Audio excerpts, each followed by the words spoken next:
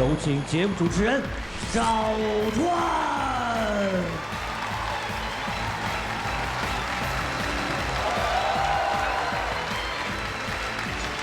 谢谢现场的观众朋友们，谢谢大家。欢迎电视机前的观众朋友走进天津卫视大型情感节目《爱情保卫战》。我们的节目是由保湿护肤领先品牌伊贝诗冠名播出的，要保湿伊贝诗弹润保湿水。如果你想参与我们的节目，可以关注伊贝诗的官方微信，或者到伊贝诗的线下销售网点进行报名。要旅游找途牛，途牛旅游提醒您，节目首播期间打开途牛客户端赢100元现金券。本节目由海伦凯勒林志玲专属太阳镜大力支持。再一次对以上机构对于本节目的大力支持表示衷心的感谢。电视机前的观众朋友，现在请扫描屏幕下方的二维码，添加爱情保卫战的官微即可网上报名，了解更多的情感故事，与我们的情感专家在线互动。下载使用甜甜圈，提出情感问题就会得到导师们的在线解答，并且有机会在爱宝节目中得到涂磊1对1的指导。使用微信摇电视参与互动，点击左上角的宝箱抽取现金卡。今天请到的老师是大家的老朋友，来自华谊家群的高级副总裁曲伟曲老师，欢迎曲老师；心理专家白燕怡老师，欢迎白老师；你们的爱情导师涂磊涂老师，欢迎涂老师。接下来就来了解这对嘉宾朋友在他们的情感当中碰到了怎样的困惑吧。各位请看。我们从相识、相知到结婚已经20年了。在20年里，我风风雨雨的和你过，我容易吗？你不容易，但是也不能大事小事和我吵架呀。我不和你吵，和谁吵啊？我心里的委屈、憋屈，我都和谁说呀？我只能和你说。这都过大半辈子日子了，咱日子好好过呗，那还能离是咋的？那我想要一个稳定的家庭，你能给我吗？你做得到吗？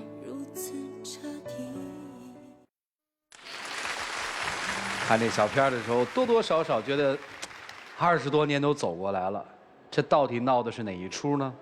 掌声请出这一对吧，掌声有请。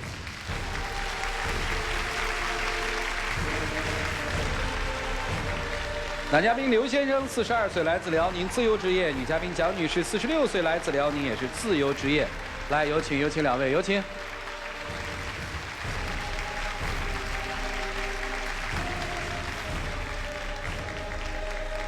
主持人好。哎呦，好。三位老师好。好。蒋女士今年是46岁。对。啊，结婚20年。哎。20年前就玩姐弟恋。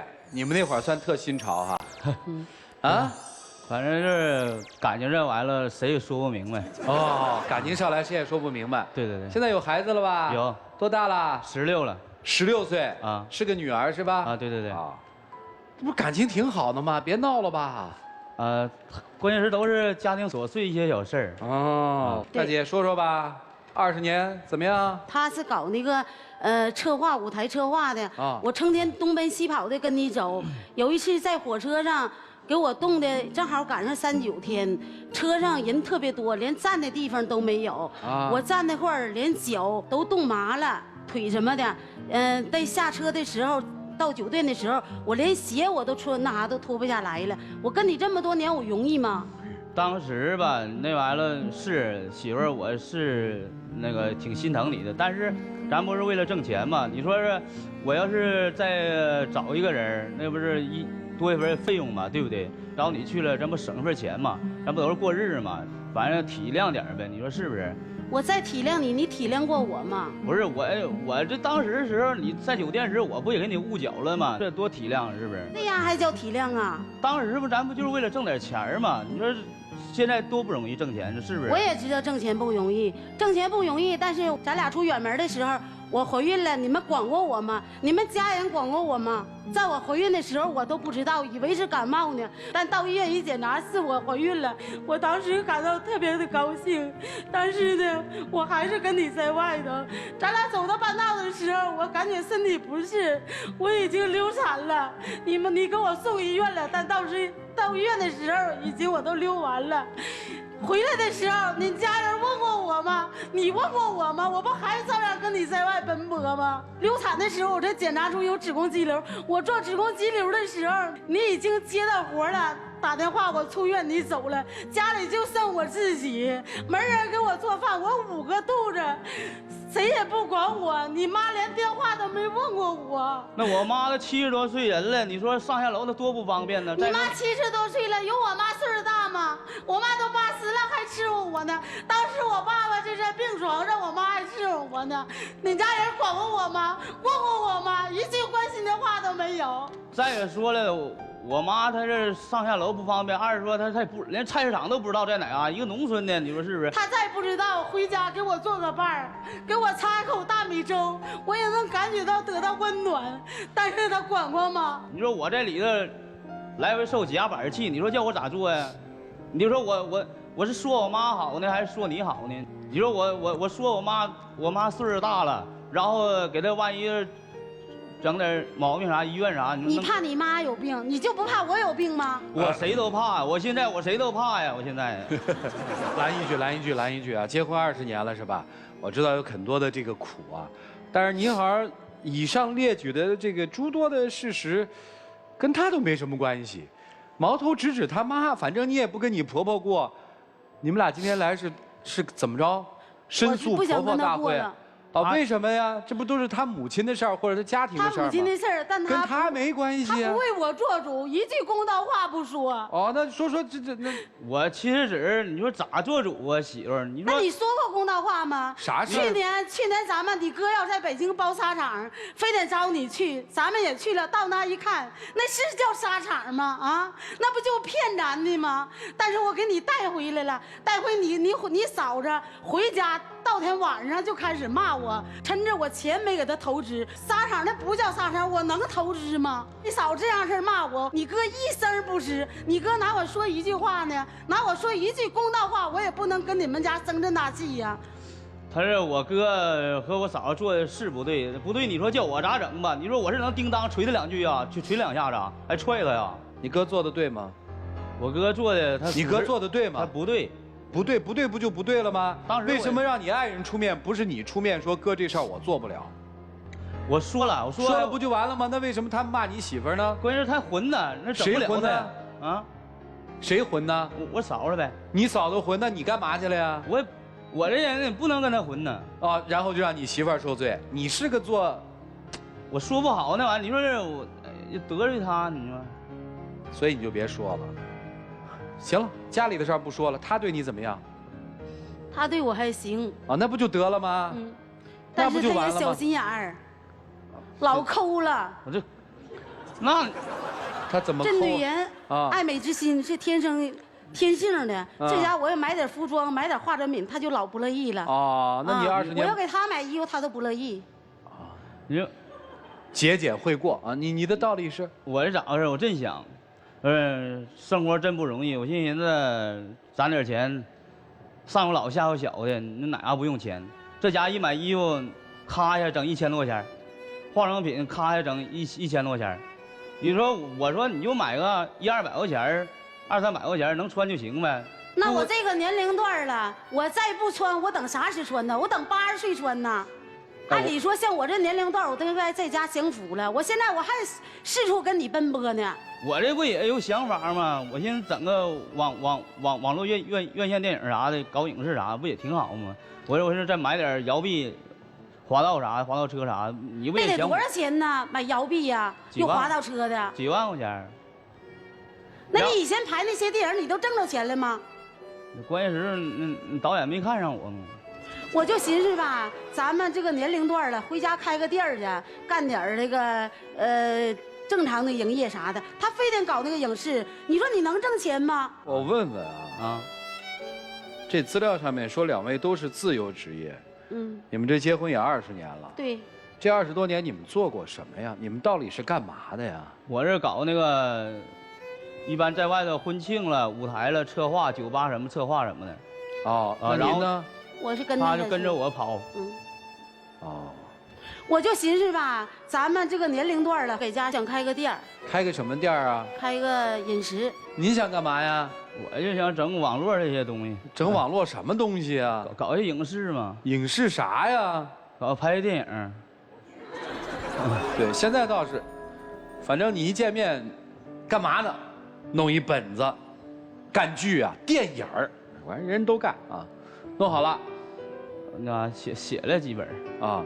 那实际说白了，意思就是，今天来最主要的目的是想干餐饮店。对，不希望他花钱去投电影儿，是这意思吧？嗯，真不想过了是吧？不想过了。就是他要去做影视，你就不过了是吧？含辛茹苦20年，为一个男人生了孩子，又受到了这个男人家族里面一些他也说不上来的一些气。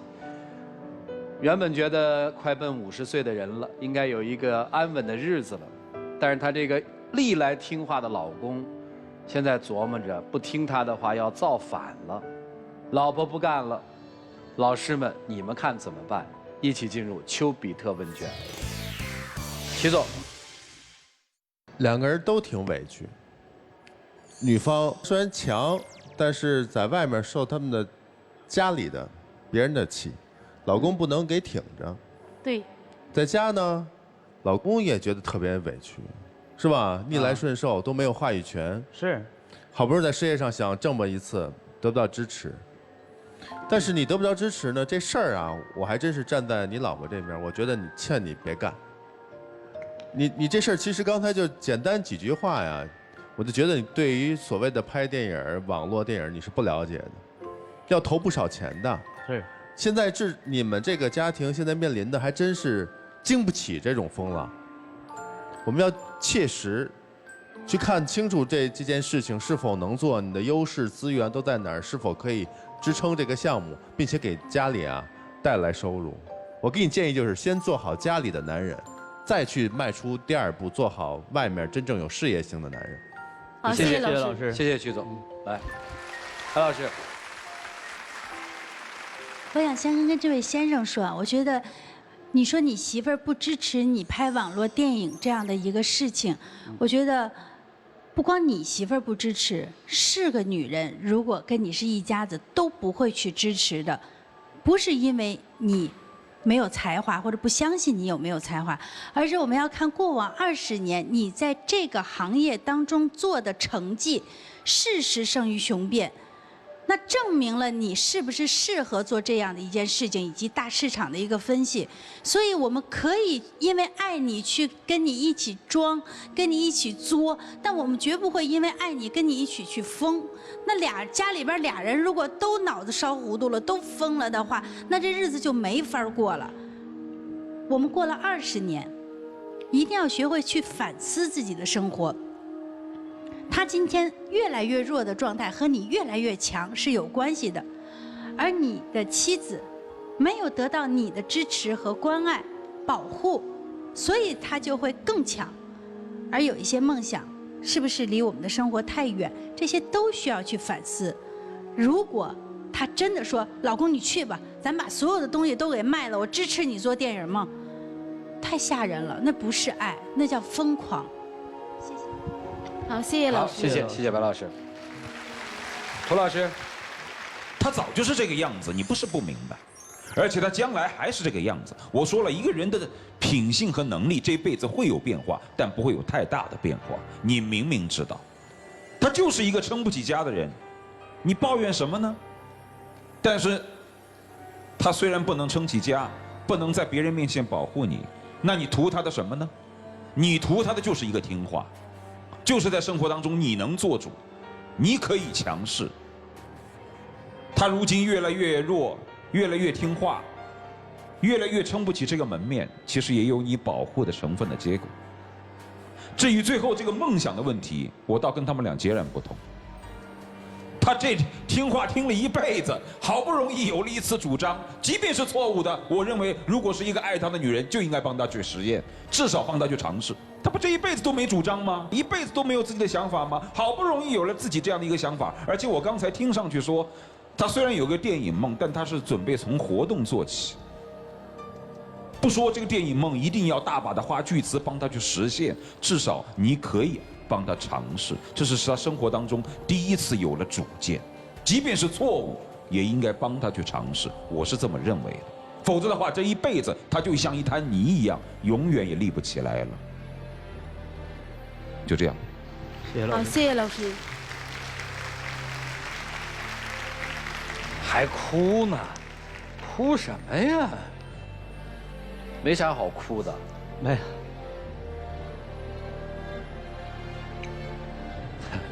想做就是做吧，干嘛老依附着于别人呢？是。以前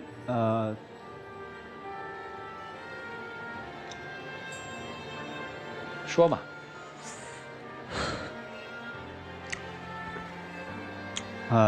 以前都是逆来顺受。其实我挺爱这个家庭。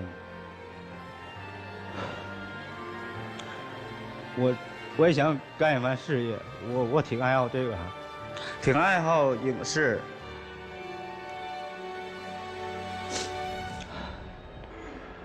行了，时间留给你们自己吧，一起进入黄金60秒。媳妇儿，这些年来你受了很多苦，其实我真的不深刻了解你。然后来到咱们这个保卫战之后，我感觉出，以后我家人还有这么多的事情，我感到媳妇儿我非常对不起你。我以后还继续听你的话，最起码说的不能吵架，咱俩别离婚了，媳妇儿。那我想要一个稳定的家，稳定的生活，你能做得到吗？能，媳妇儿，你放心吧，媳妇儿，能。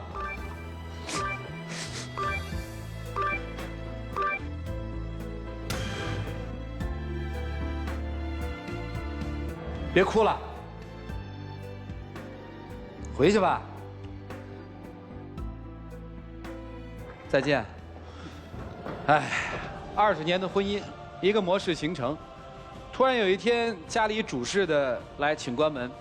突然有一天，家里主事的妈妈说：“哎呀，宝宝，你长大了，这个日子我不知道该怎么过了，你来顶起这片天吧。”宝宝说：“妈，我真的不行，还得你来。”人都有个疲劳累的时候，就当这对夫妻，尤其是妻子，是一种情绪上的宣泄吧。其实大家看到了，这也是一种幸福生活方式的另类形态的表达。电视机前的观众朋友，关注我们的节目信息，请关注新浪娱乐、腾讯娱乐、搜狐娱乐、网易娱乐、凤凰娱乐。欢迎登录优酷、土豆、腾讯视频、搜狐视频、乐视网、PPTV、距离爱奇艺收看节目的完整内容。现在，请您拿起手机，扫描屏幕下方的2维码，下载万事达手机客户端，进入到我们天津卫视的直播聊天室，边看边聊。直播过后，也可以通过天津 IPTV 网络电视或万事达手机客户端继续收看本期的节目内容。现在是一个福利时间，请您打开微信摇一摇摇电视，进入到爱情保卫战的互动页面，100万红包等您来拿。接下来我们来看一下这对夫妻他们自己的选择是什么，请开。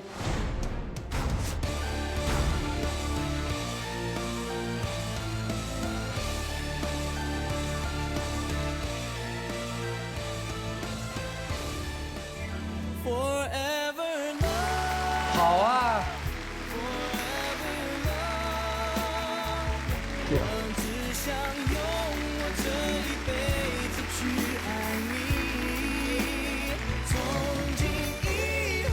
就那一瞬间的时候，突然想起来了，如果按地域一定要划分的话，特别奇怪，就东北普通的这个夫妻里面，这种家庭模式就特别多，就是女强男弱。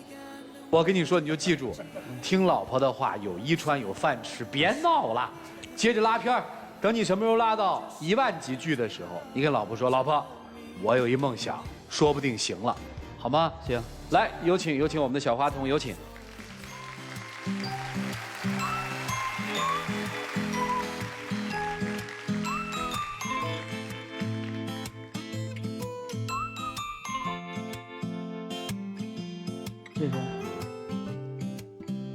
谢谢，谢谢，谢谢，哎，媳妇儿，回去吧。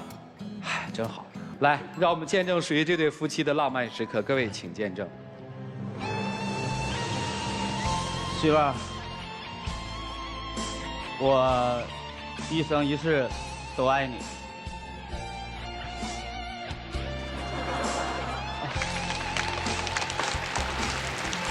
抱一抱，抱一抱，抱一抱。哎，受委屈了。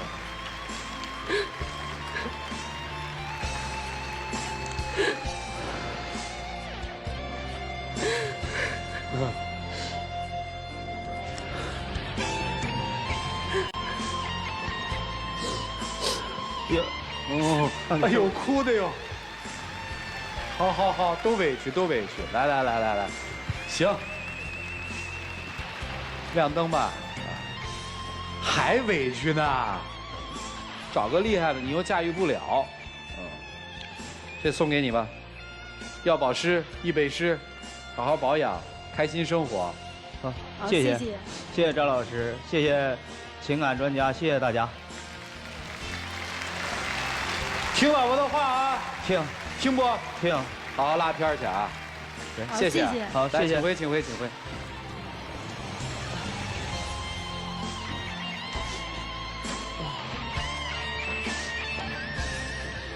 谢谢大家，谢谢。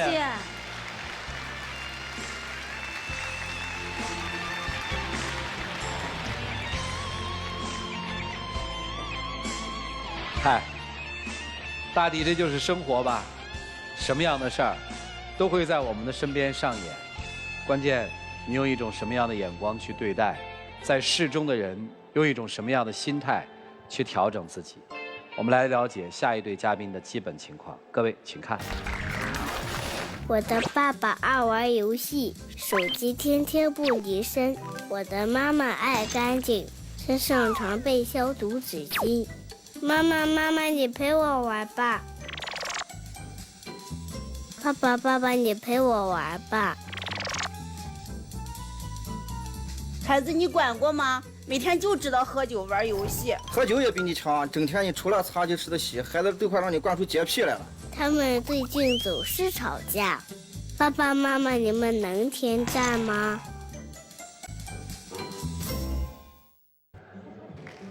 这是用一个孩子的眼光看待了自己的爸妈这点事儿。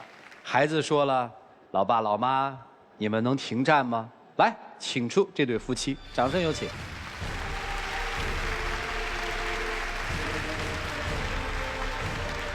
男嘉宾小李，37岁，来自山东，是一名司机；女嘉宾小任，39岁，来自山东，是一名收银员。来，有请两位，有请。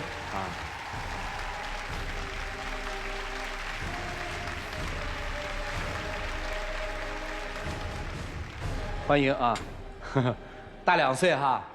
结婚几年啊？10多年了。10多年了，孩子多大呀？说话那孩子那么懂事儿的。孩子4岁半了，我们要孩子比较晚。怎么了？老吵，你有洁癖，整天就跟个神经病一样。爱干净怎么了？爱干净是有错吗？下边上早市上买个饭买个菜5分钟，回来以后呢脱下来就要洗。夏天的衣服少好洗，你说冬天衣服那么多，穿一天身上有点汗，有点土，扔了就让我给他洗。洗的时候呢毛病还那么多，这不行那不行。那臭烘烘的能穿吗？那脏了肯定要洗啊，那洗不干净肯定要重洗啊。不，谁洗？洗衣机洗啊。谁放到洗衣机里？我一般都是我操作。就是你洗呗。就我洗。是冬天的衣服也是一天一身换啊？冬天济南那个风沙也比较大，那肯定要洗啊。羽绒服也洗啊？真的？哎呀，您真讲究。你说现在呢？你说把我和孩子带的都有洁癖了啊！孩子在幼儿园呢，你说小朋友用的杯子他不用，坐的凳子他不坐，小朋友跟他拉手呢，他也嫌弃小朋友脏。你说这以后让孩子跟小朋友跟他同学怎么相处？那叫爱干净好吧？从小让他养成讲卫生的习惯有什么不好呀？我说我同事朋友上家里来玩，你说换鞋的时候进门换鞋不及时，地板上走上脚印子了。你说我们在那里聊天，还没有聊完，你说他就开始扫地、扫沙发、甩脸子给我的同事看，你让我的同事心里怎么想？大家都低头不见抬头见的，都是朋友，对不对？烧个水果皮，知道那么朋友你夸才要给我张吗？面子。你说你在我的朋友一点都不给我面子，你太不看事儿了，我就看。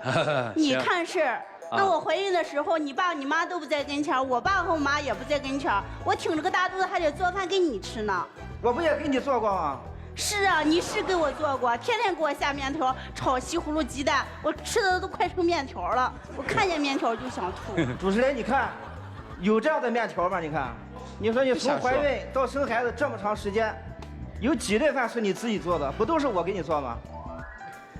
你偶尔做一顿又怎么了？你说非要我给你端到跟前你才吃啊？你天天玩游戏玩到半夜，第二天早上也不起来，这回都是我做早餐给你吃。我玩游戏是我休息的时候我玩游戏啊。你呢，难的做不了，你简单的你自己不会做吗？非要等我给你做？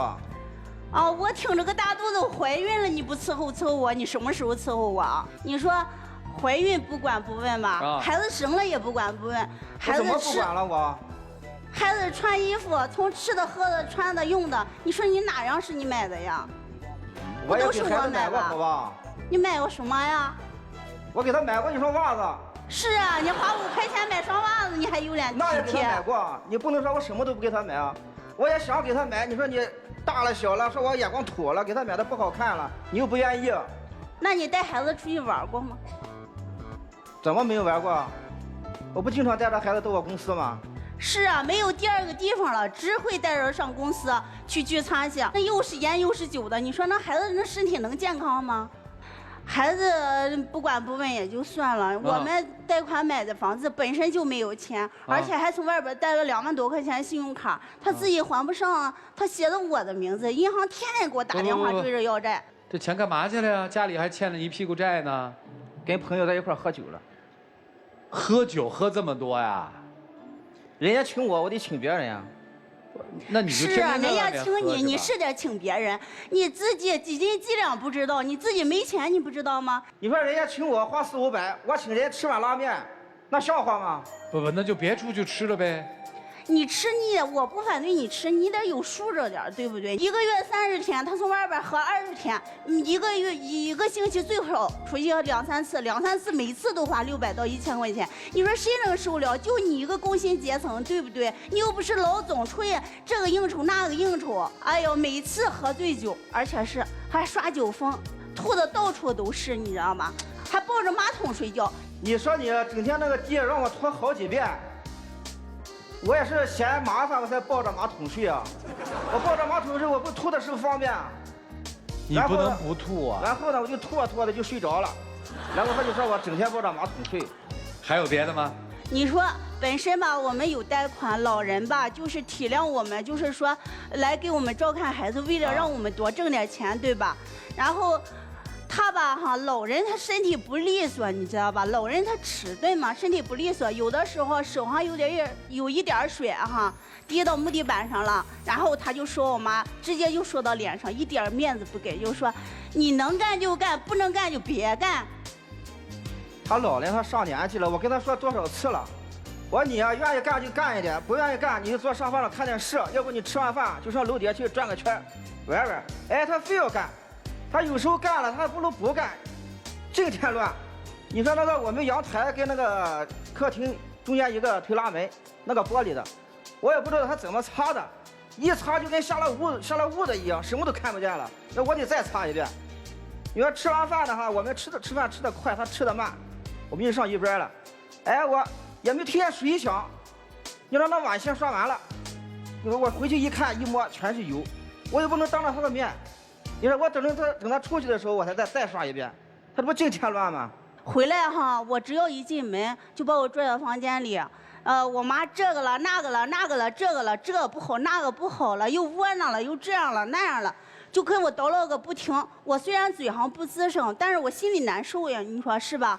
就凭着他这一点哈，我别的什么小事大事我都可以忍，就唯独你对我妈这么不尊敬，我就没法忍，我就不想和你过了。不听，因为他对你妈不好，所以你不想过了。对，对我好孬都无所谓，对孩子也不上心啊。哦，你还想过对孩子对老人都不上心。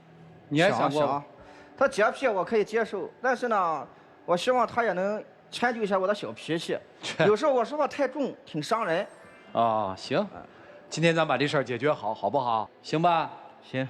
哦，你们给解决吧，3位一起进入丘比特问卷。哎呀，我真是头都给他们吵晕了，你知道吗？啊，听的这叫一个乱。但我感觉你们现在啊，你们的婚姻很危险。你知道为什么你要出去喝酒，一周还要喝那么多次吗？你就是在逃避，逃避现在你们出现问题的这件事儿，对吗？以前是这么喝吗？以前不这么喝。你就是想逃避，而且你真是不顾自己的经济实力，朋友请你了，您要真是觉得自己必须得照单还得还回去的话，您就没这经济实力，您就别去。有这时间有那精力在家干点什么不好？你不是没有孩子的人啊，孩子你管吗？说我给买东西就买一个袜子，孩子4岁多就买过1次袜子，你还亏你说得出来，你配做这个父亲？人家老母亲为你做饭，你还挑3拣4的，人家在为你们这个家在做卫生，你还觉得不满意？别说挣那点钱，你有关心过老婆吗？你有关心过孩子吗？你有为这个家里做自己力所能及的事儿吗？你都干嘛去了？喝酒去了，喝得挺开心吧？但实际你要做的责任呢？你要付出的责任呢？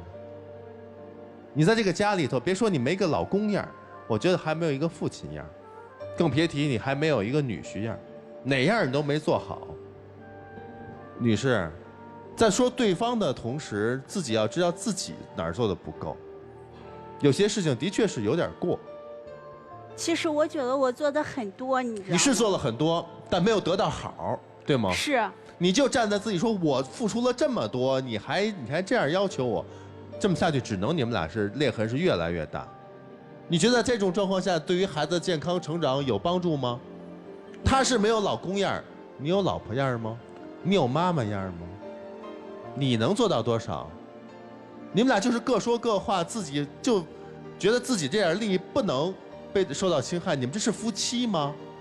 你们2个人眼睛都盯在对方身上，可我觉得你们2个人谁做的也都不够好。先解决自己的问题吧，如果真是解决不了，那就离，因为不为别的，就为孩子。孩子在这种家庭环境下绝不可能健康成长的，身心都会受到损害的。为了孩子，如果解决不了自己问题，马上离婚，就这样。好，谢谢曲总，白老师。在我做心理咨询的过程当中，遇到过很多洁癖的来访者，或者是其他的症状强迫症的来访者。那，刚才这个大姐说我这个很正常啊，但是我们这个正常与否的标准，一定是要和社会大多数的标准来去做一个参数比较的。您夏天的衣服1天1洗，我们说这是爱干净、讲卫生没问题。冬天的衣服也要1天1洗，包括羽绒服。而且我看资料写的是，衣服要洗至少2遍，还要再加消毒水，这好像就高过了大众标准。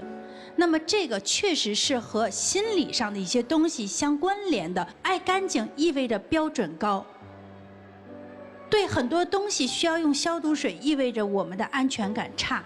我觉得咱们这位女士，对自己的高标准、美好的期待，以及对于安全这样的一种缺乏、信任的一种缺乏，导致了她的生活就成为这个样子。可是这位先生，你不能理解，也没有明白。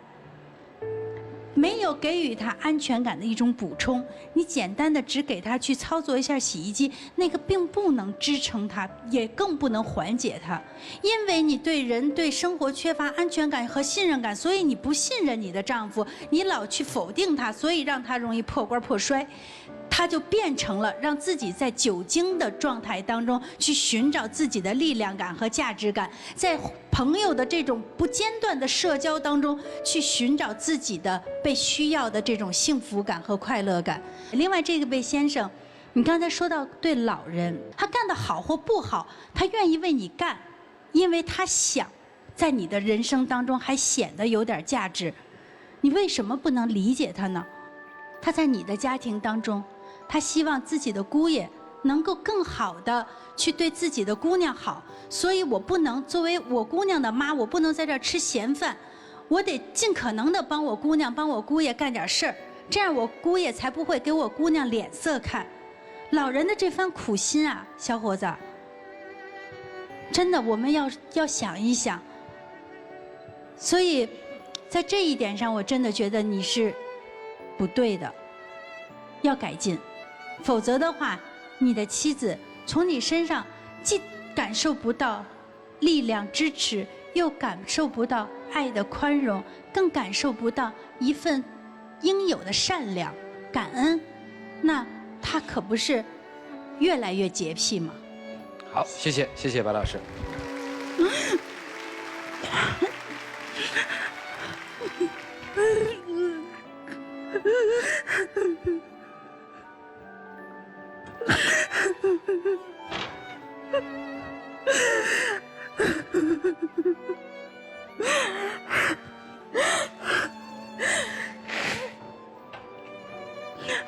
我妈岁数大了，天天来给我们照看孩子，也挺辛苦，我特别感激她。其实我们注意到，在曲伟和白燕一说话的时候，你们俩都没有看着他，尤其是女人，她那个头一直是迈着那边去的，似乎很不愿意听他们两位说话是一样的。你说在生活当中，她什么都不管，只会喝大酒，又或者只会花钱。但我想请问的是，你倒是能耐啊，你那么能耐，你怎么不教好你老公呢？如果还想要这个家，还想当一个妈，想当一个妻子，还想当一个丈夫、一个父亲，你们俩就长点心。否则的话，就跟曲伟所说，你趁早散了算了，何必在这儿怒目相视，彼此折磨？就这样。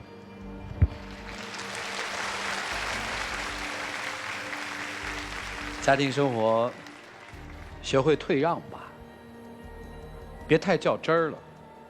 生活里面好多事儿，其实本来都不是事儿，就是因为在那儿较真儿，较出了事儿来。我觉得问题特别大。一个男人如果一个月有20天在外面喝酒，不管他什么职位，不管他从事什么工作，一个男人有20天晚上在外面喝酒，这个家庭危机太麻烦了，太大了。为什么不回家？喝酒有时候缓解点压力。缓解什么压力？在家里什么活都干，还说了又不算。好，很简单，要好好过，还想惦记这个家，想让孩子健康成长，都做让步，互相宽容。大道理我也不会讲，我能说的就是这个。一起进入黄金60秒。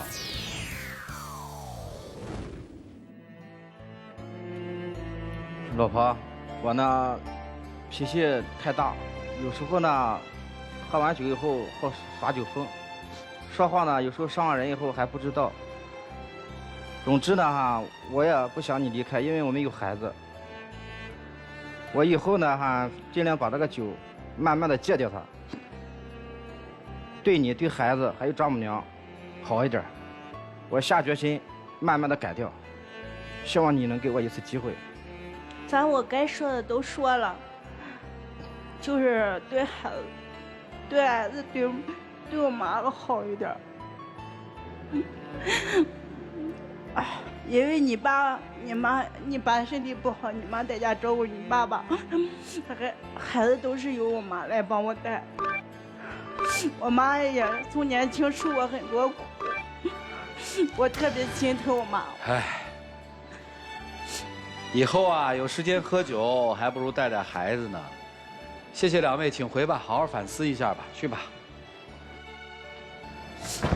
结婚10几年，孩子4岁半。来，请关门。一对夫妻，丈夫说妻子不像个妻子。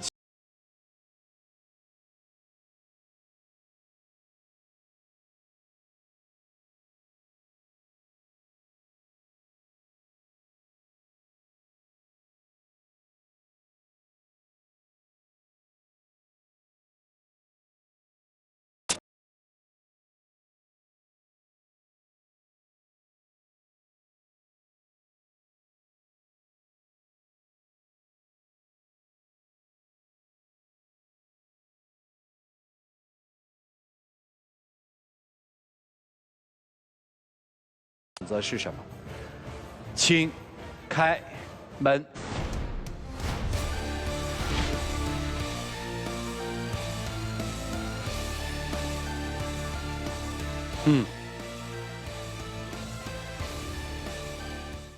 跑啊，主动点啊！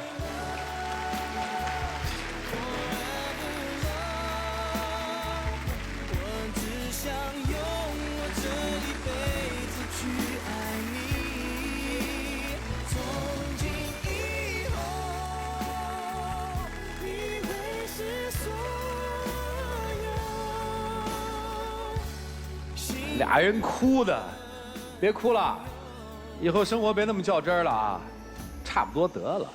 来，有请我们的小话筒，有请。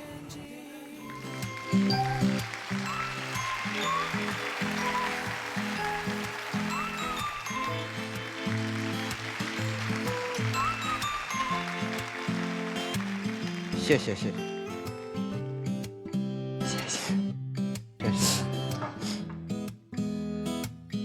嘿嘿，来，让我们来见证属于他们的浪漫时刻。各位，请见证。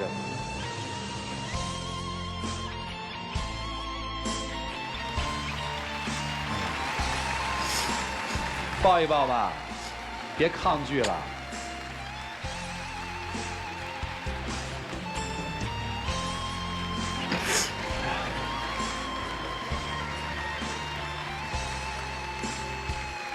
亮灯吧。这个是我见过的最尴尬的拥抱，肚子实在是太大了。太大了，是吧？兄弟啊，酒少喝吧，酒再喝以后，这抱老婆都没法抱了啊，肚子先去了。要保湿易贝诗礼物送给你啊，谢谢。都别那么较真儿好吗？好，谢谢。啊，别那么较真儿了。好，谢谢。回去吧，祝你们幸福。好，请回。